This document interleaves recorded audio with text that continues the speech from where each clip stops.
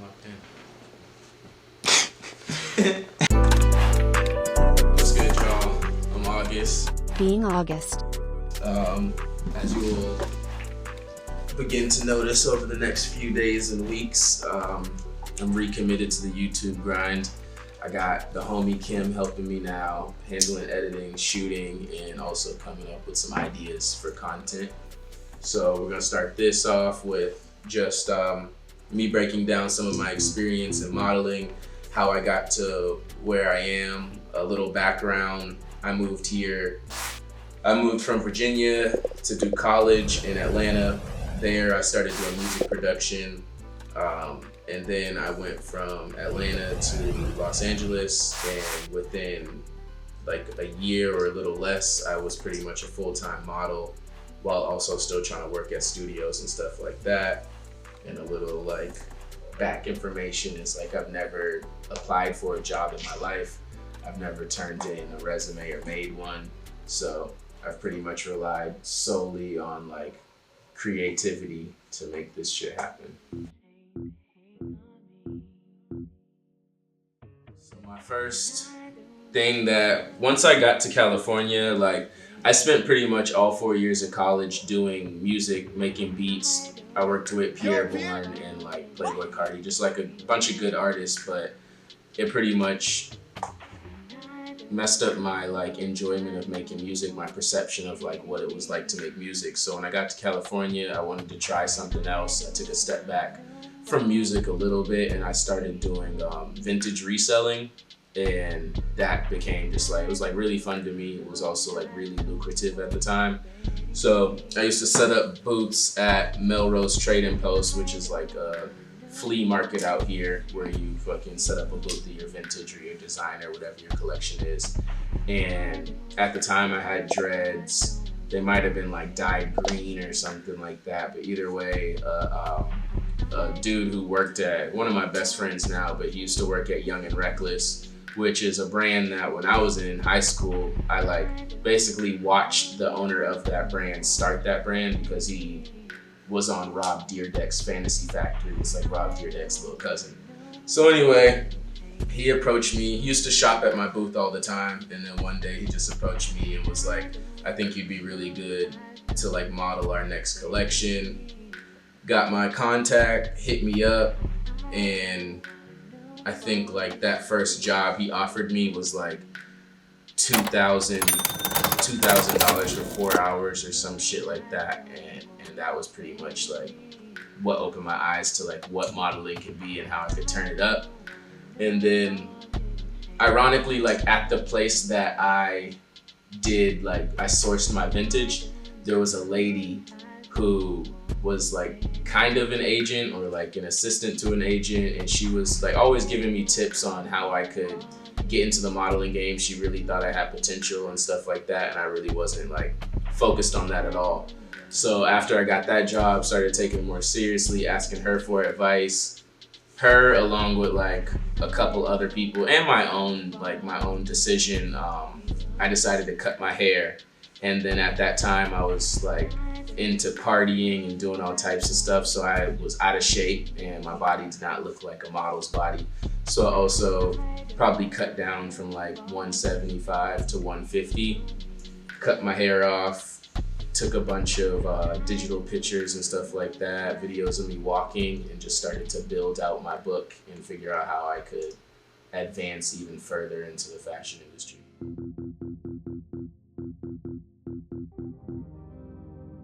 Never been signed. I've been signed as a commercial actor, but when you're signed as a commercial actor, it has nothing to do with being a model. And I only got booked for like 1 or 2 commercials, but what was the commercials? I did a commercial for Target and I did a commercial for Under Armour. And the Under Armour one was with like Steph Curry and shit like that. And that one actually, like I have it somewhere because the director sent it to me, and it was crazy because the director I knew through like mutual friends in Virginia, so that was cool.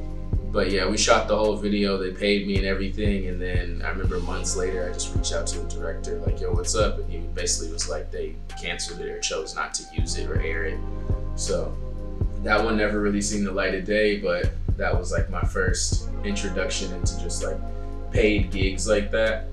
But no, never been signed as a model. It still sometimes hurts to say that, because I swear, like, all the stuff I've accomplished as a model and all the stuff I've accomplished within the game, you would think that I'd be able to get signed, but no luck. I booked brands from like Nike to fucking Louis Vuitton to 1989 Studio to Anominate, like all these like just like brands and things that I wanted to do. And then I also walked in Milan Fashion Week, Paris Fashion Week, I've walked in New York Fashion Week.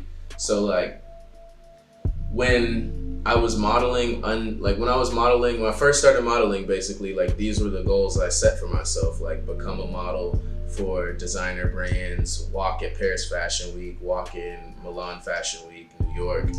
And I always felt like I was gonna need to sign to accomplish these goals. And just luckily I was able to secure gigs like that. I never gave up. I think a part of like not being signed made me work for myself a lot. So I followed like every page that did casting on Instagram. There's like Alter Casting, Four Eyes Casting. There's a bunch of pages that do like casting for LA, and then some of them do like, they might travel and do New York or Paris Fashion Week. So I followed all of them, turned on only people's post notifications I have on is casting pages. Whenever Alter Casting or Four Eyes Casting makes a post, I go click it and see if they'll just make a screenshot post and it's like looking for 6 foot to 6'4" black male model, can this age range or whatever, send us pictures. So that's kind of how I originally started showing, like that's how I started booking jobs like independently. And then I had a connection to this dude who had his own brand. He ended up becoming like my mentor as far as creating brand stuff or like running my own brand. But he was also a part of like he put me in my first, I think it was my first, yeah, he put me in my first runway show. And then just like through the people I met through him, I was also able to like gradually advance through the modeling game. But yeah, no, unsigned, still unsigned. Sometimes I think about like trying to get signed again, but back then I did like everything I could. And one thing that I just seen on TikTok recently that I think I experienced a lot too is like I was always on like the opposite end of the waves. Like getting signed as a model is definitely like a wave. And it was like when they were signing black dudes with dreads, I wasn't living here. And then when I got here and I was trying to get signed, it was when like being clean cut and like a little bit more edgy looking was like popular. And then I cut my hair, and then it was like what I've like learned through, like I always knew this, but then like TikTok kind of like reassured this hearing somebody else's story. But like to be a model, an elite model, something has to be off a little bit. Like models aren't traditionally like the most beautiful people or like they used to be, but now it's like they want you to be edgy, face tat, hair looking crazy or something like that. And I just like, I feel like I caught on too late. Like the look I do now is more like probably would get me signed, but back then I was trying to be like the cleanest cut, like lineups and just the cleanest I possibly could look and present myself was like what I was focused on. And I think that actually just like worked against me. So it just never came about to get signed. Any model and most of the models I can even say that I look up to, even when I'm looking for models for my own brand, like, yeah, like sometimes I wish like fucking, I just had a fucking scar that went all the way down my face, because I'd probably be signed right now if I did.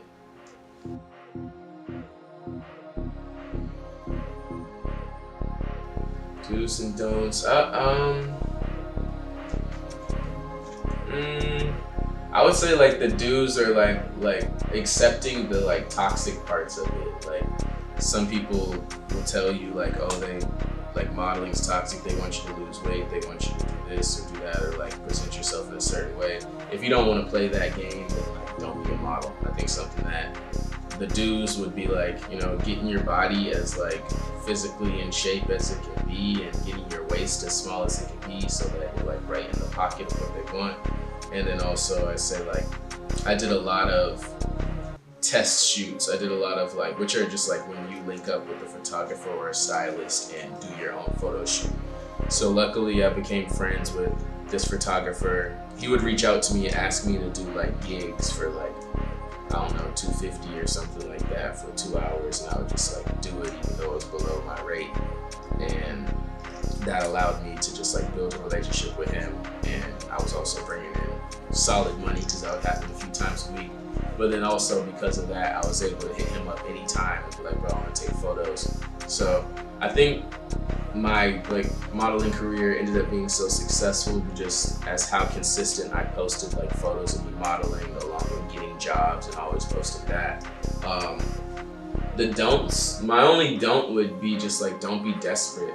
Like, don't take every job, and have a clear idea of like what you want to like do as far as modeling.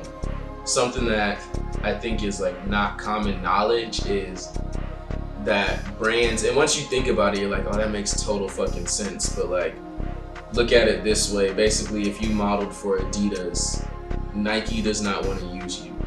If you're Chanel or Gucci's biggest model, Louis Vuitton doesn't technically like want to make you their face either. So it's like, it's a tough decision between like not accepting jobs that don't like go towards what you're looking at in life, but then also like, yeah, you don't want to just turn everything down and like end up with nothing to show for it. But yeah, there's certain brands that like, if you want to work with Louis, then you got to know the brands that you maybe shouldn't work with. Or if you want to work with Nike, you got to know the brands you shouldn't work with. And like, just don't be desperate. I remember getting offered like, I can't even remember the brand anymore, but it was like a pretty solid brand, and they offered me like $2,000, but they hit me up like the day of to come model, and I had already accepted a modeling gig for like $200 that same day, and I just kept my word and did the $200 one and missed out on the $2,000. And it was like strictly just because money was low and I was being desperate, and I was just taking jobs that were being offered to me. So just having some discretion on like the jobs you're taking. Don't take everything. Like, something I meet or a mistake I think that's made a lot, and I try to share with my friends that are still trying to be models, is like, if your goal one day was to be like walking on the runway of Louis Vuitton or some shit like that, doing a photo shoot for a brand like fucking LRG or DGK or Supreme, or like, none of that is like in that direction. Like, you can end up doing like enough streetwear type of shoots to where like you're no longer like high fashion. So it's just like being able to have discretion on the jobs you say yes to. And that's cool and important, because a lot of people just think about the bigger picture and just, oh, I just want to be a model type thing. So like, what would you say to narrow that span and narrow that image? Like, how can someone find what fits these brands' muse? I mean, it's almost like self-explanatory or super, it's out there already basically, which is like, I follow this one dude that will like duplicate, like, he'll, you know, those, how the reels start or whatever, is like, I'm about to do a Prada editorial, and then it starts showing the photos he took, and he does it all himself, from the lighting, the location, and fucking taking the photos, editing the photos. But by the time he's done, like, you can, when you see the pictures, it's like, oh, I can see how that's Prada's vibe. Like, he went on the Prada page and like duplicated like their vibe and like wore the type of clothes they wear in their campaigns or that they make and stuff. And he does that for all the different brands. And it's like, basically, if he wanted to only be a Prada model or something like that, he could focus on that aesthetic and make that like what he posts type shit. Like, if you put that out there, it's the closer you'll get to it. So it's like, you can just go on Louis Vuitton's page at the beginning of next year and see like what their first campaign looks like. Because like, usually, like, I could tell a Prada campaign when I see one. I could tell a Prada suit when I see one. They have like an aesthetic that they follow.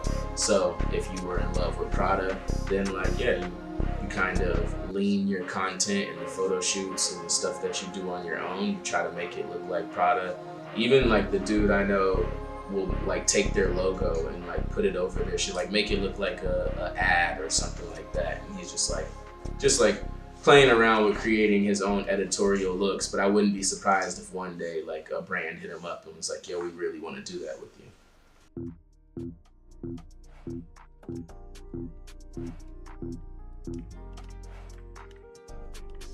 I think just in general, like, I'm not really big on feeling like I'm not allowed somewhere. I think like over time, like modeling has become more accepting of black people. The two biggest models in the world are black.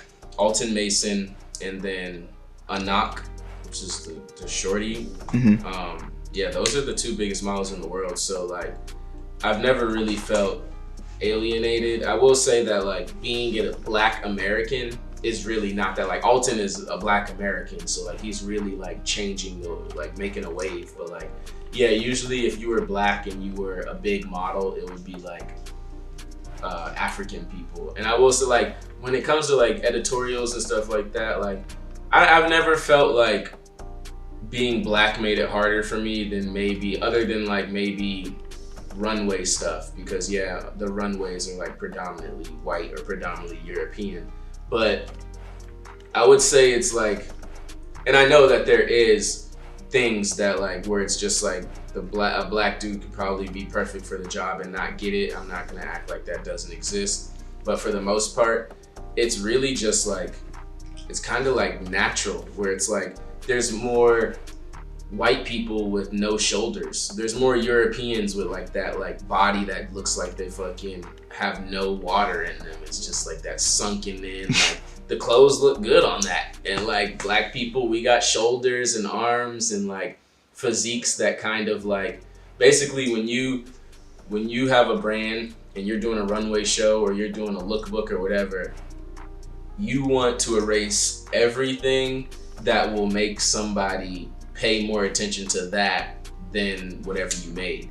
So like, if it's, you know what I'm saying? So if you just like have like a sexy physique that like might draw attention, or like if you just like are a type of person that might draw attention, it's gonna make it harder for them to want you on the runway. But I don't like I said, I won't discount the people who have like experienced actual racism and where that's like blocked their like opportunities. But for me, I've always kind of seen it as just like, we don't have the typical what they want for runway model bodies. It's the same way where it might be like, you know, the NBA is predominantly black. Do you think that that's like a racial thing? Nah, if there was a white dude who could fucking jump like LeBron and shoot like LeBron or rebound like LeBron, they're gonna let him in the league. If there's a black dude that looks like whoever the biggest white model is, if you like, that's why at some point I was making sure like I went from lifting weights to like running miles every day so I could get down to 150, and like around that weight was like my most successful in the modeling world, because I had that look of like, if you wear a t-shirt and I can see your chest through the t-shirt, then I don't want you to wear the t-shirt. I want some dude who like, it looks like the t-shirt's floating on his body, like he's just like that skinny, or like just nothing exists there. So I think for the most part, I just like, I don't think I've had like a lot of racial, like missed opportunities because of race, more so just not being the right look.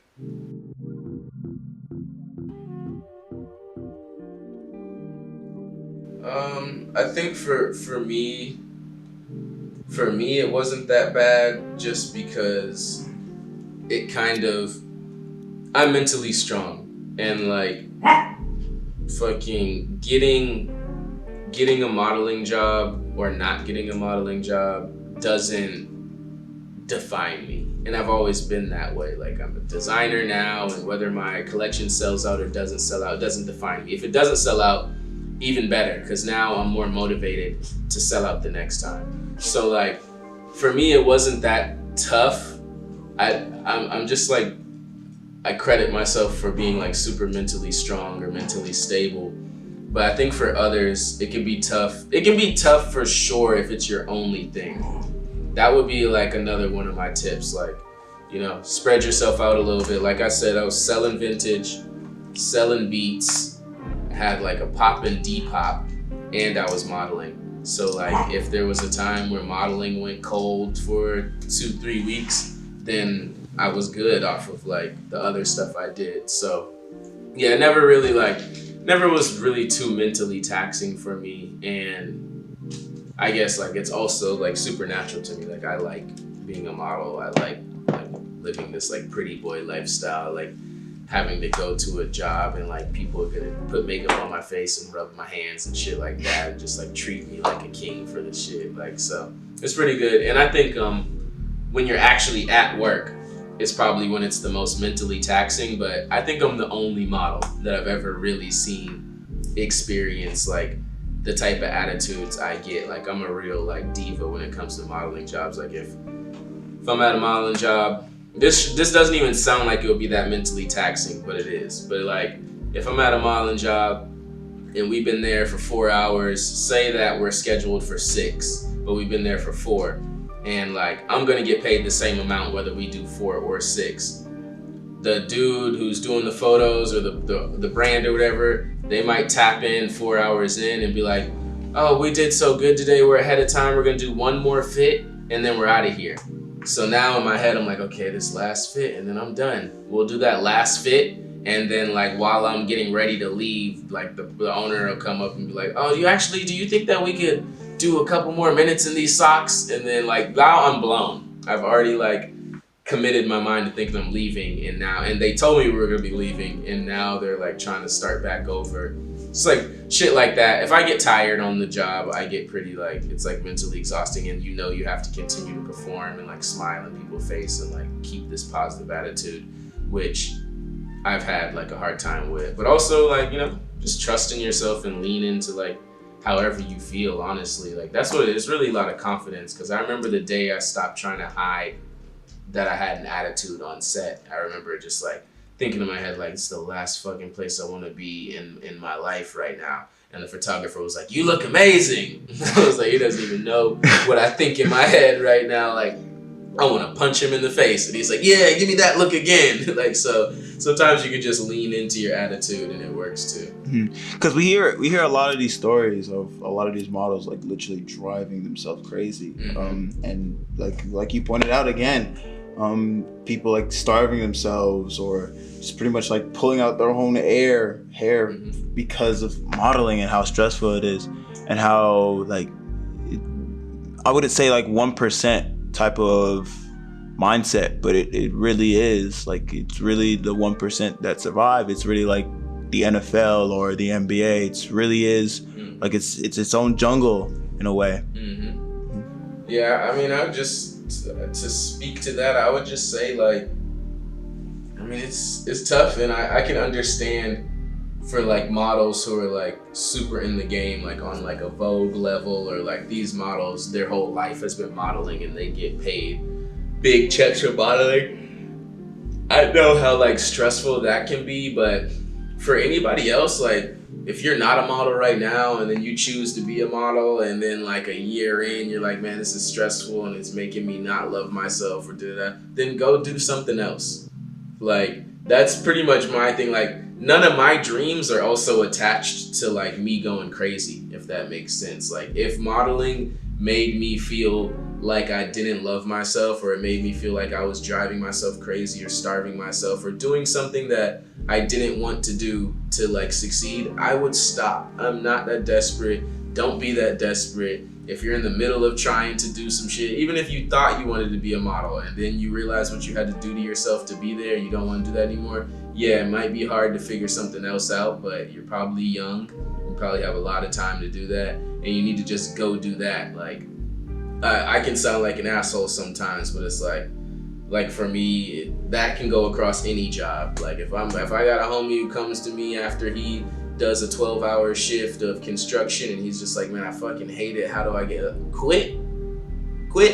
Go figure something else out to do. Nothing's gonna like, everybody wants like an exit plan before they exit. Now you kind of just gotta walk out the door and then maybe the plan will pop up. So that's all I really can say. Like some things, and modeling is one of those things, you can't avoid it. And like, I'm speaking from the model and from the designer position. When I do a fashion show, when I like make my clothes for fashion shows, it's only a certain size, and I know what body shape is gonna look best in it, and I know what Vogue is gonna post, and I know like what will work for me. So like, why would I not want the model who looks the best in that? Like, why would I want to hire somebody who isn't in shape or who doesn't have the look of like the actual model just because like everybody feels like it's so gatekept where there's only one type of person that they want? Oh, well, there's one type of person. It's like, if you had to dunk to get into the NBA, either you were going to learn how to dunk or you're going to not go to the NBA. Like, that's how it is, and that's how modeling is. So it's like, either like strap your boots on and get ready for like all the times you'll bump your head, and like, I don't know, like if you're religious, then get real close to God and do the thing, journal and run and just do the things that like give you clarity, because yeah, you're probably not going to get a lot of peace from being a model. Appreciate y'all for listening to my yap session. If you got any other like topics or things you want me to discuss, leave a comment. And if you want to inspire me to be more consistent, if you want me to be able to get my girl and myself a house and get myself a brand new car and get Kim a car and all that stuff, then you're gonna have to like, comment, and subscribe. Or one day I'm gonna wake up and I'm gonna be like, this shit's not working. So if you guys like the information, you like the knowledge, you like seeing my face, like, comment, subscribe, share it to somebody, and I'll love you forever. Thank you guys. Sure. Being August.